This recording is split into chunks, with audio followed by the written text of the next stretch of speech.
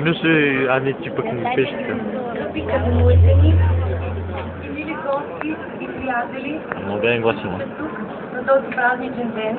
На тук ден се смяха, че сбърка името на кмета. Това е в моя живот, който със сигурност ще запомня за винаги.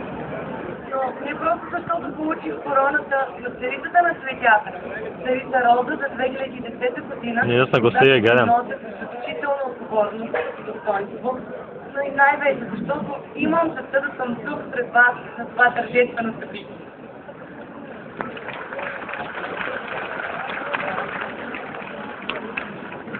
За мое най-голямо удоволствие мога да ви поздравя тук от тази трибуна с празника на розата, на нашия прекрасен град Казанлък, център на долината на розата.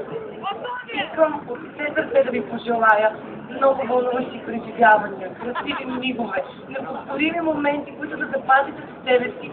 И нека усмивките, които греят на лицата ви тази вечер, всеки път озаряват лицата ви, когато се сетите за този ден.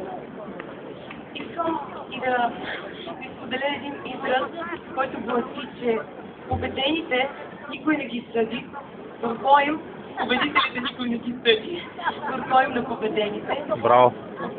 Браво! Пожелавам никога да не се чувствате победени, а много силно да вярвате, да обичате и да не забравяте, че ние носим кръвта на нашите тракийски прадеди.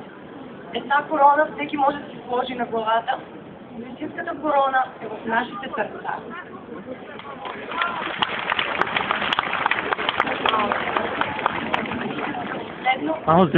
В момента беше нашия дед правеше на Петренската съща.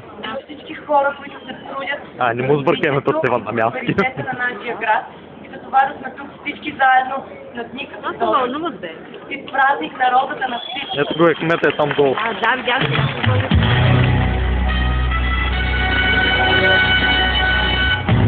Уважаеми госпожи и господа, да посрещнем кмета на община Казанлък, господин Стефан Дамянов, който ще короня с царица Роза 2010 и официално ще открие тазгодишния празник на розата.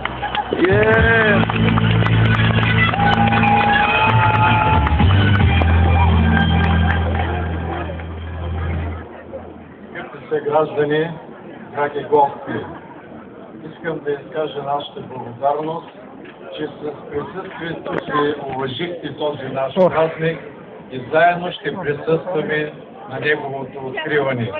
Празник, който е един от най-желаните, най-очакваните, най-чаровните празници, посветен на царицата на цветята Розата, на казанлъшката маслодайна роза, която дава един от продуктите, прочу страната ни и града ни далеч зад нейните предели, казанлъшкото розово масло.